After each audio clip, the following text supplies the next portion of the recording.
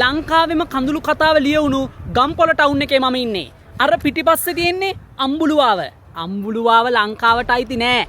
අම්බුලුවාව කියලා කියන්නේ ජයරත්නලා එයාලට ලියාගත්ත ලංකාවේ ඇතුලේ තියෙන එයාලගේ රාජධානිය. මොකක්ද මේකේ කතාව? අම්බුලුවාව කියලා කියන්නේ ගම්පොළට ආශිර්වාදයක්. අම්බුලුවාව නැත්තම් සංචාරකයෝ ගම්පොළට එන්නෙත් නෑ. අම්බුලුවාව නැත්තම් ගම්පොළත් නෑ. එහෙම කට්ටියක් කියද්දි තව කට්ටියක් කියනවා අම්බුලුවාව දවසක පහලට කඩාගෙන වැටුනොත් එදාට මුළු ගම්පොළේම නිහඬ මාරයා වෙන්නේ වෙන කවුරුත් නෙවෙයි අම්බුලුවාව කියලා. මොකක්ද මේ කතාව? ජයරත්නලාගේ දේශපාලනය හරිද වැරදිද? ගම්පොළ අම්බුලුවාව හොඳද නරකද? ඒ කට්ටිය මේ කට්ටිය එක එක කතා ගොඩක් කියනවා. ඇත්ත කතාව මොකද්ද? ඇත්ත කතාව බලන්න හැමෝමත් එක්ක කතා කරන්න අද මම ආවා මේ අම්බුලුවාවට මම ආපු ගමන. උඩ තියෙන්නේ අම්බුලුවාව. මෙතන ඔයාලට නේවාසික සංකීර්ණයක් දකින්න පුළුවන්. මේ යට තියෙන්නේ නායෑමට ලක් වෙච්ච ස්ථානයක්. ඒ තියෙන්නේ අම්බුලුවාව, මේ තියෙන්නේ නායකයෝ ස්ථානයක්.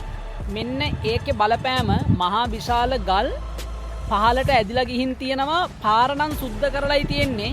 ඒ වුණාට අර තියෙන අවදානම පහව ගිහින් නැහනේ. අම්බුලුවාවේ තැන් කීපයක්ම මේ විදිහට පහලට ගිහින් තියෙනවා. එතකොට ඒකට හේතුව කුමක්ද?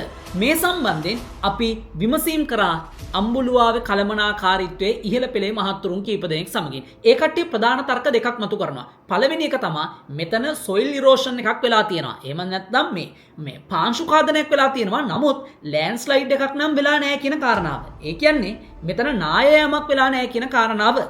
දෙවෙනි තර්කය තමයි මේ කට්ටිය කියන්නේ අම්බුලුවාව මේ මිනිස්සු අතගහපු නිසා නායනවා කියලා කියන එක නෙමෙයි චෝදනාව විදියට ඔප්පු වෙන්නේ. මේ කට්ටිය මතු කරනවා ඒ ළඟ පිහිටි කඳු කීපයක්ම උදාහරණ විදියට පෙන්නලා මිනිස්සු අතවත් ගහලා නැහැ. නමුත් කිලෝමීටර ගාණක් යනකම් නාය ගිහින් තියෙනවා කියන කාරණාව. එතකොට මිනිස්සු අතගහපු නැති කඳුත් නාය ගිහින් තියෙනවා නම් මේ මිනිස්සු අතගහලා තියෙන අම්බුලුවාව නායන එක නායෑමක් විදියට දකිනවා නම් ඒක ප්‍රශ්නයක් නෙවෙයි නේද කියලා ඒ කට්ටිය අපෙන් ප්‍රශ්න කරනවා. ඔබ හිතන්නේ ඒ පිළිතුර සාධාරණද? Hi, Where are you from? Where are you from? it's Veranani. Germany. What do you think about Sri Lanka? First time. First time. What do you think about? Nice country. Yes, very nice. Okay. Hospital. Nice. Where are you from? Russia. Yes. Oh. What do you think about Sri Lanka? Very good. Very good. අම්බුලුවාව සංචාරක කේන්ද්‍රස්ථානයක් විදියට ඉතා ඉහළ මට්ටමින් පවතින බව මේ S2 මම සාක්ෂි. ඒක ඒ තරමටම ලස්සනට පිළිවෙලට වැඩේ සිද්ධ වෙනවා. එතකොට මේ අම්බුලුවාවට විරුද්ධව දැන් බොහෝ අය චෝදනා නගද්දී මේ එන සංචාරක ආකර්ෂණය අඩු වෙනවා කියලා මේ කළමනාකාරීත්වයේ ඉහළ පෙළේ උදවිය සාකච්ඡා කරනවා. ඒ කට්ටිය අපිට අදහස් දක්වනවා. එතකොට මේ සම්බන්ධයෙන් අම්බුලුවාවේ තියෙන මේ පරිපාලනයට විරුද්ධව හඬ නගන කට්ටියකින් කතා කරපුවම ඒ කට්ටියගේ තියෙන අදහස තමයි අම්බුලුවාවට අපි කවුරුත් විරුද්ධ නැහැ. අම්බුලුවාව තිබිය යුතුයි. අම්බුලුවාවෙන් ජීවත් වෙන බොහෝ දෙනා ඉන්නවා. අම්බුලුවාව නිසා රටට ඩොලර් රැටෙනවා. අම්බුලුවාව නිසා ලංකාවේ නම ඉදිරියට යනවා. ගම්පොළ හඳුන ගන්නවා. මේක මේ අම්බුලුවාවත් එක්ක තියෙන ප්‍රශ්නයක් නෙවෙයි. මේක මේ පරිපාලනයත් එක්ක තියෙන ප්‍රශ්නයක් කියලයි ඔවුන් කියන්නේ. එතකොට පරිපාලනයේ මේකට දක්වන උත්තරේ තමයි හරි. රජය මේක පවර ගත්තා කියමුකෝ. රජය පවර ගත්තට පස්සේ මේ ඔපරේෂන් සිස්ටම් එක හරියට වෙයි කියලා විශ්වාසයක් වගකීමක් ඔබට දෙන්න පුළුවන්ද කියලා ඒ කට්ටිය අපෙන් ප්‍රශ්න කරනවා. ඒ කට්ටිය කියනවා අපි සංචාරකයට වග කියන විදිහට මේකේ ඔපරේෂන් සිස්ටම් එක අරගෙන යනවා. අපි හරියට මේක කළමනාකරණය කරනවා. මේක සංචාරක කේන්ද්‍රස්ථානයක් විදිහට අපි සංවර්ධනය කරගෙන පවත්වාගෙන යනවා. ඒකත් එක්ක ගමේ මිනිස්සු ජීවත් වෙනවා. එච්චර පිළිවෙලට අපි මේ වැඩ ටික සංවිධානය කරගෙන යනවා. ඒක රජයට පවර ගත්තොත් මේ වැඩ ටික ඒ විදිහටම වෙනවද නැද්ද කියලා සැක සහිතයි කියලා කළමනාකාරීත්වය අපෙන් අහනවා. ඒ උත්තරය සාධාරණද? මේ බාර වෙලා තියෙන්නේ අම්බුලුවාව දිසානායක මුදියන්සලාගේ ජයරත්න ආගමික මධ්‍යස්ථානය හා ජෛව විවිධත්ව සංකීර්ණ බාර අරමුදලට තමයි මේක බාර වෙලා තියෙන්නේ. දැන් එතකොට ඔයාලට ප්‍රශ්න කරන්න පුළුවන් කමක් නැහැනේ. මේක මේ ඒ කට්ටිය හරියට පාලනය කරනවානේ. මේ ඒ සුද්ධොත් වෙනවානේ. අන්න එහෙම කියලා ඔයාලට මේක සාධාරණීකරණය කරන්න පුළුවන්. මම එතකොට මේ විගණන වාර්තාවක් ඔයාලත් එක්ක බෙදා හදා ගන්නම්. ඇත්තටම මේ කට්ටිය එක හරියට පාලනය කරලා තියෙනවද නැද්ද කියලා එතකොටම ඔයාලට තේරුම් ගන්න පුළුවන්. 2018 අංක 19 දරන ජාතික විගණන පනතේ විධිවිධානවලට ප්‍රකාරව මෙන්න මේකේ විගණනයක් සිද්ධ වෙලා තියෙනවා.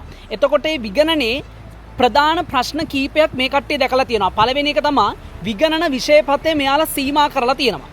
ඊට පස්සේ මූල්‍ය ප්‍රකාශන ඉදිරිපත් කිරීමේදී මේ කට්ටියගේ ගිනුම් නියමිත පරිදි පවත්වාගෙන ගිහින් නැති එකක් තියෙනවා. ඊට පස්සේ තමයි බාරකාර මණ්ඩලයේ සමාජිකයන් එහි වෙනස් කීම් වලට අදාළ ඇතුළත් ලේඛනයක් පවත්වාගෙන ගිහින් නැහැ. එතනින් එහාට ස්ථාවර වත්කම් ඇතුළත් කර වත්කම් ලේඛනයක් පිළියෙල කරලා නැහැ. ගිනුම්කරණයේ අඩුපාඩු විදිහට සංචාරක ආකර්ෂණය සඳහා කේබල් කාර් ව්‍යාපෘතියක් වෙනුවෙන් 2022 මාර්ග ඉදිකිරීම සඳහා වැය කරපු 8,26,000 ගානක ප්‍රාග්ධනයක් සඳහන් කරලා නැහැ. විගණනයන් සඳහා ලිඛිත සාක්ෂි එකට ඉදිරිපත් කළා නැහැ. නීති රෙගුලාසි හා කළමනාකරණ තීරණවලට අනුකූලව මෙයාලා මුදල් රෙගුලාසි වලට සම්බන්ධ නීති රීති වලට අනුකූලව මෙයාලා තීරණ අරගෙන නැහැ.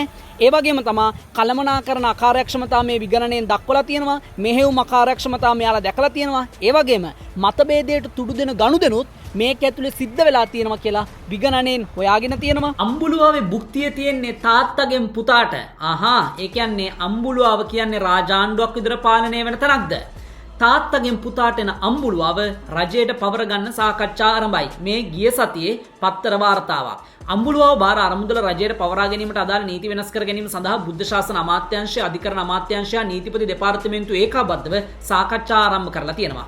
2009 අංක 44 දරන අම්බුලුවාව දිසානායක මුදියන්සලාගේ ජයරත්න ආගමික මධ්‍යස්ථානය හා ජෛව විවිධත්ව සංකීර්ණ බාර අරමුදල පනත යටතේ මේ පාලනය වෙනවා. මහා බාරකාරය විසින් බාරකාර ඔප්පුවක් මගින් මීට අදාළ භූමිය අරමුදලට පවරා ඇති අතර එහි සඳහන් කොන්දේසි අරමුදල මගින් උල්ලංඝනය කර ඇති බවටද තොරතුරු අනාවරණය වී තිබෙනවා. එම පනතේ 19 වෙනි වගන්තියට අනුව අම්බුලුවාව නිර්මාතෘවරයා ගරු දිසානායක මුදියන්සලාගේ ජයරත්න විය යුතු බව දක්වා තිබෙනවා. එම පනතේ 16 වෙනි වගන්තිය දැක්වෙන්නේ නිර්මාතෘවරයා මියගිය අවස්ථාවක ඔහුගේ දූරයට අනුප්‍රාප්තික විය යුත්තේ ඔහුගේ පුතා වන තැනැත්තා විය යුතු බවයි. ඉන්පසුව පරම්පරාවෙන් පැවතෙන වැඩිමහලු පිරිමි තැනැත්තෙකු අනුප්‍රාප්තික විය යුතු බවත් සඳහන් වෙනවා.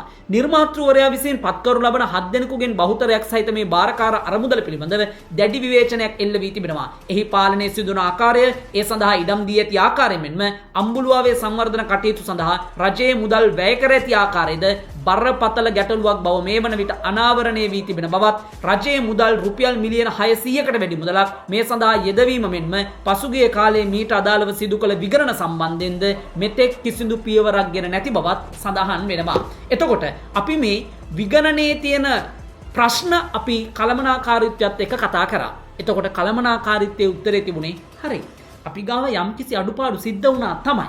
ඉතින් විගණනයක් කරලා ඒ බව අපිට නිර්දේශ දුන්නාම අපි ඒව හදාගන්න සූදානම් වෙනවානේ. දැන් අපි ඒක හදාගෙන යන්නේ.